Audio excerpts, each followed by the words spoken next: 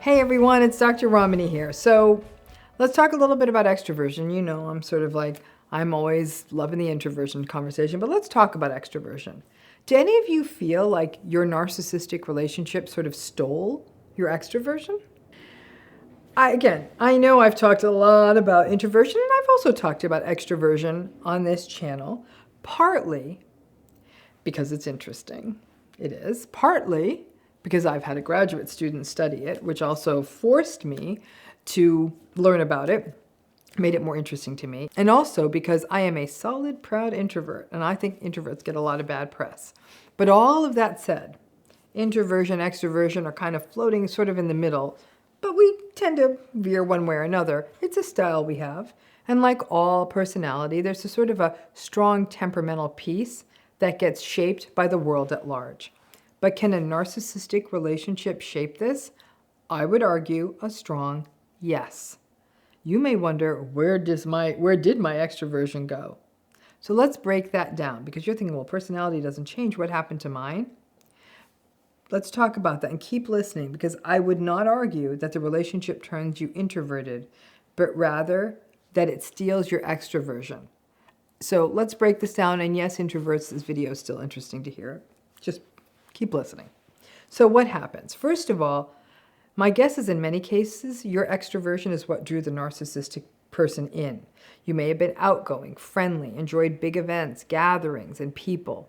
And those are prime meet the narcissistic people settings. Without you knowing, your extroversion may have been a sort of unexpected risk factor. However, once you get into the narcissistic relationship, it gets tricky. One of the greatest antidotes that you can have in a narcissistic relationship is good social support. But you have to have nerves of steel to keep it once you're in the narcissistic relationship, because not only are these relationships isolating, but once the devaluing stage begins, or even at the end of the love bombing stage, you may have a narcissistic person who is slowly pulling you away from your favored social circle.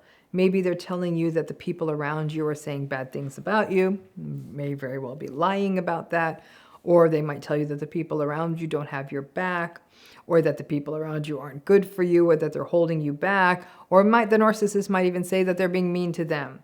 The same way the narcissistic person gaslights you, they will gaslight you about the other people in your life. It may not even be that you believe what they are telling you about the people in your life, but rather that you just don't want to hear it. You don't want to have to keep defending these other people in your life. It's too tense when you are with them together. And you also don't want to have to defend the narcissistic person to the other people in your life. It can be absolutely embarrassing to be out with a narcissistic person. And you may find that you slowly start holding back socially so as to not create more tension and problems. It's not that you don't care about your social circle anymore, but it's almost like the day-to-day of the narcissistic relationship kind of wins. Now, because of the gaslighting, you may start doubting yourself socially. I do believe that over time, most people who are in narcissistic relationships become more socially anxious. It doesn't matter if you're extroverted or introverted, you just become more socially anxious. And it can be an odd mix for a person to be extroverted and socially anxious, because in many ways, you are losing twice. Your extroverted nature means that you want to be with other people, but your newly developed social anxiety means that it becomes more and more difficult to be with other people without wondering if you are saying and doing the wrong thing, because the narcissistic person has sort of infected you with this idea that you sound foolish or that you are doing and saying the wrong thing with other people. So the very thing that the extroverted person needs is muddied up with this uncomfortable anxiety. You want to be with other people, but now you're starting to doubt yourself socially. Many people who are in narcissistic relationships feel a tremendous sense of shame. And for a long time, this may be due to not understanding what the narcissistic relationship really is about and not fully understanding this personality style. You may feel a sense of shame that the narcissistic person treats you or speaks to you in a way that isn't comfortable, and you're probably aware that other people might notice. You may even have a narcissistic partner or person in your life that is so entitled that it makes other people uncomfortable, or the way they treat people out in the world is terrible. I don't know, restaurant servers, cashiers, flight attendants, anyone, in such a rude or inappropriate way that you feel ashamed to be seen with them. There may even be the shame of wondering if what is happening in the relationship may be your fault. And all of that shame also makes it hard to be with other people. Shame tends to lead most people to hide and hold back from the world. Shame is sort of like guilt made public. People seeing the bad things about your life and potentially judging them. That shame can take someone who would be otherwise sociable and gregarious and slowly shut them down.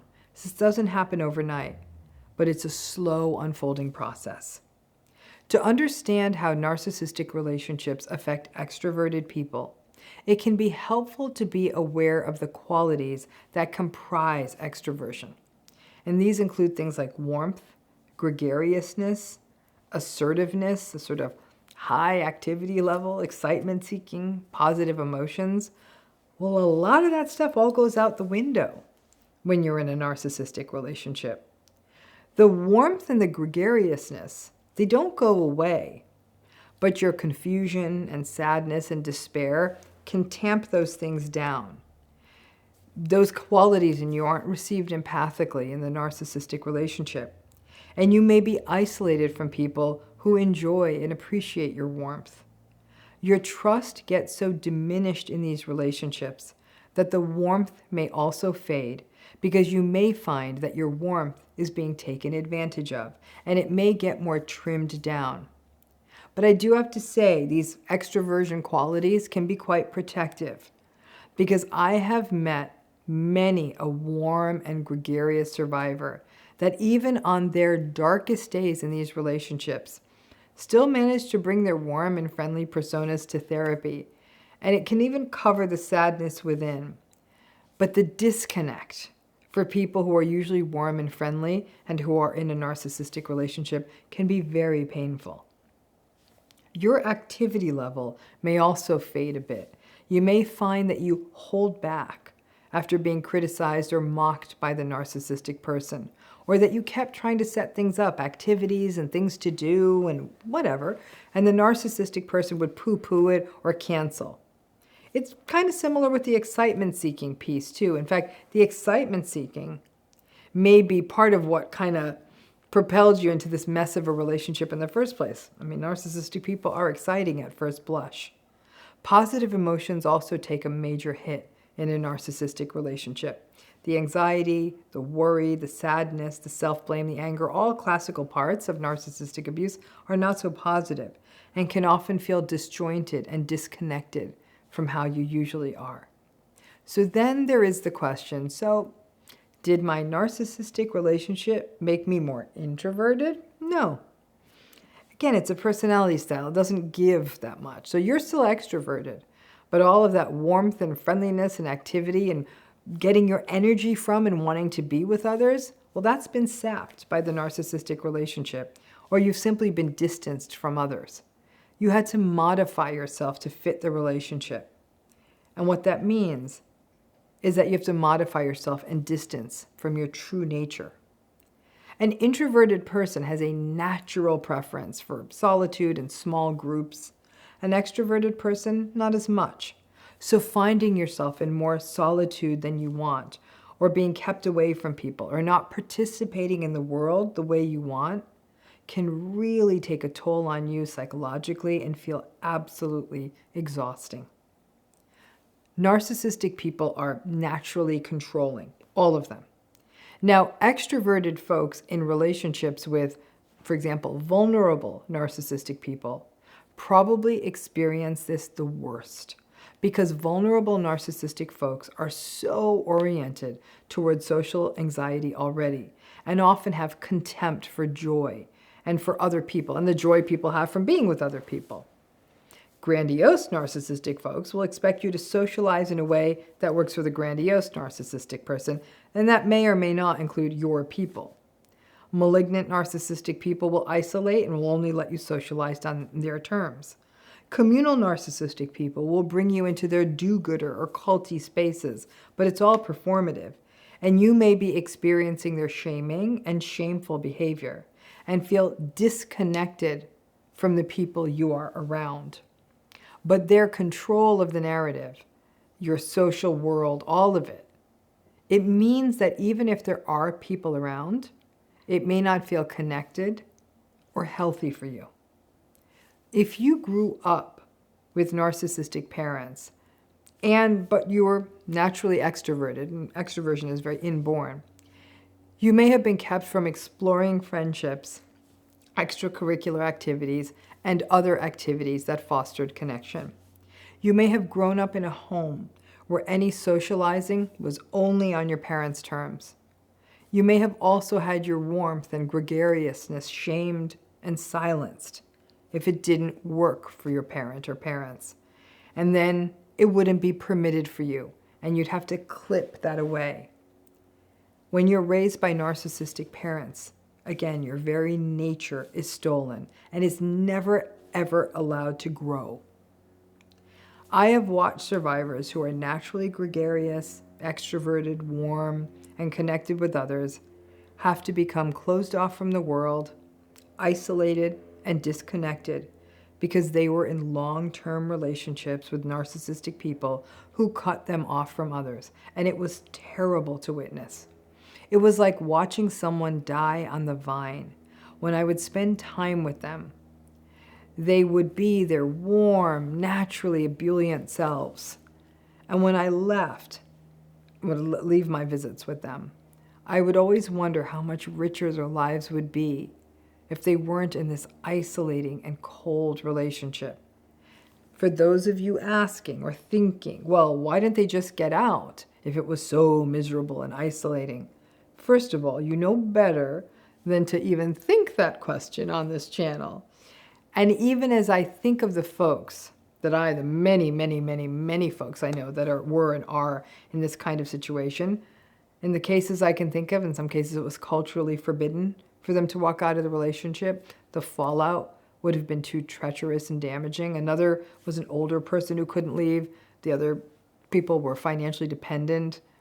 Another person, many of these people were in systems where they never would have been able to get joint custody.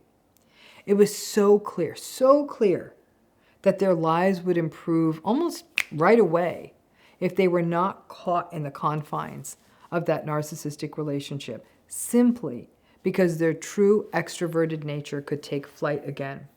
It is horrifying to watch people be so pulled from their true nature and not be able to lean into what is their source of energy and joy, which in the case of extroverted people is other people. If you are an extrovert who feels like you've been pulled away from sort of who you are, you're like, where did that extroversion goes? That you've been pulled away from what matters to you, other people, social contacts, all of it. First of all, you are in good company. And your extroversion can be a real protection. You may make the good social moments you do get to have in your life really work well for you and drink them up with joy. You may still maintain a few good friendships, maybe not as many as you would like, but still maintain some despite the control and isolation of the relationship. And this support will be absolutely crucial to your healing. And if you do ever get out of this relationship for whatever reason, that extroverted nature actually is going to help you foster some of the social support that will be protective. It's not your imagination. These relationships do sap you and, most tragically, pull you away from your naturally gregarious and warm self. Good luck.